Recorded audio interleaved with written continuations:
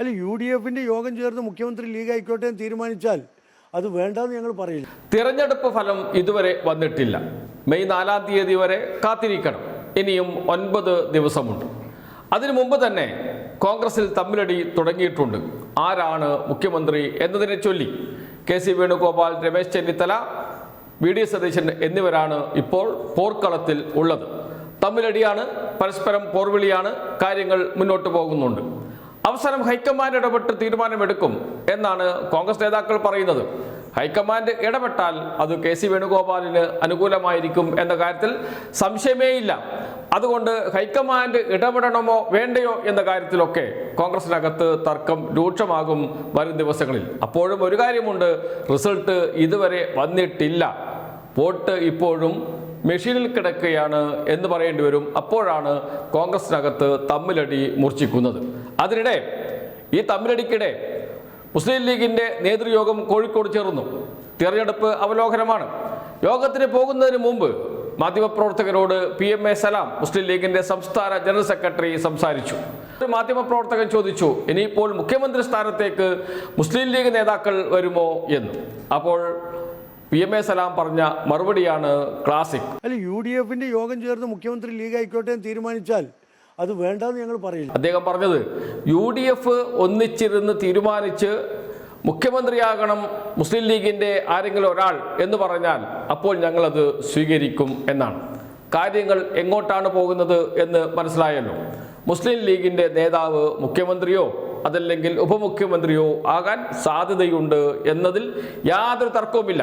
മുസ്ലിം ലീഗിന് അതിന് അർഹതയുണ്ട്. കേരളത്തിൻ്റെ മുഖ്യമന്ത്രി ആയിട്ടുണ്ട് നേരത്തെ മുസ്ലിം ലീഗ് നേതാക്കൾ. അതോടൊപ്പം തന്നെ എന്ത് തന്നെയായാലും ഉപമുഖ്യമന്ത്രി സ്ഥാനം മുസ്ലിം ലീഗിന് നൽകണം. അത് മുസ്ലിം ലീഗ് ആവശ്യപ്പെടാതെ നൽകേണ്ടതാണ്. കാരണം UDFിൻ്റെ നട്ടെല്ല് എന്ന് പറഞ്ഞത് മുസ്ലിം ലീഗാണ്. മുസ്ലിം ലീഗ് UDFിൽ ഇല്ലെങ്കിൽ UDF എന്ന സംവിധാനമില്ല. കോൺഗ്രസിന് കേരളത്തിൽ ഒരു സീറ്റ് പോലും ജയിക്കാൻ കഴിയില്ല. അത്രമാത്രം ദുർബലമാണ് ഇന്ന് കോൺഗ്രസും മറ്റ് ഘടകകക്ഷികളും UDFിലെ. മുസ്ലിം ലീഗാണ് UDFിനെ ഒറ്റക്കെട്ടായി മുന്നോട്ട് കൊണ്ടുപോകുന്നത്. മുസ്ലിം ലീഗാണ് കോൺഗ്രസിൻ്റെയും മറ്റ് ഘടകകക്ഷികളുടെയും പ്രധാന വോട്ട് ബാങ്ക്. മുസ്ലിം ലീഗ് സ്ഥാനാർത്ഥികൾ വൻ ഭൂരിപക്ഷത്തിന് ജയിച്ചു വരികയും ചെയ്യും എന്ന കാര്യത്തിൽ സംശയമില്ല. അതോടൊപ്പം തന്നെ ഏറ്റവും കൂടുതൽ സ്ഥാനാർത്ഥികളെ ജയിപ്പിക്കുന്ന പാർട്ടിയും മുസ്ലിം ലീഗാണ് UDFിൽ. ഇതെല്ലാം കണക്കിലെടുത്ത് മുസ്ലിം ലീഗിന് ഉപമുഖ്യമന്ത്രി സ്ഥാനം കൊടുക്കാം, യാതൊരു തെറ്റുമില്ല.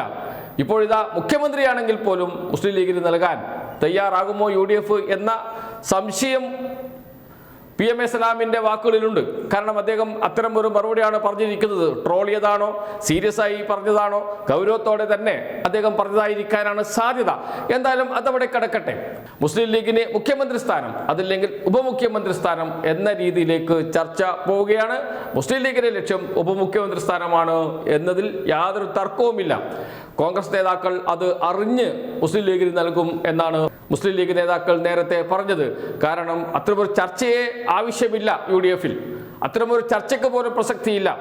അല്ലാതെ തന്നെ ഉപമുഖ്യമന്ത്രി പദം മുസ്ലിം ലീഗിന് അർഹതപ്പെട്ടതാണ് എന്ന് പറഞ്ഞു വെക്കുന്നിടത്താണ് ഒരടി കൂടി മുന്നോട്ട് വെച്ച് മുഖ്യമന്ത്രിയെക്കുറിച്ചുള്ള പരാമർശം, മുസ്ലിം ലീഗിന് എന്തുകൊണ്ട് മുഖ്യമന്ത്രി സ്ഥാനം ലഭിച്ചുകൂടാ എന്ന പരാമർശം മുസ്ലിം ലീഗ് സംസ്ഥാന ജനറൽ സെക്രട്ടറിയിൽ നിന്നുണ്ടാകുന്നത് എന്നത് വളരെ ഗൗരവമുള്ള കാര്യമാണ്.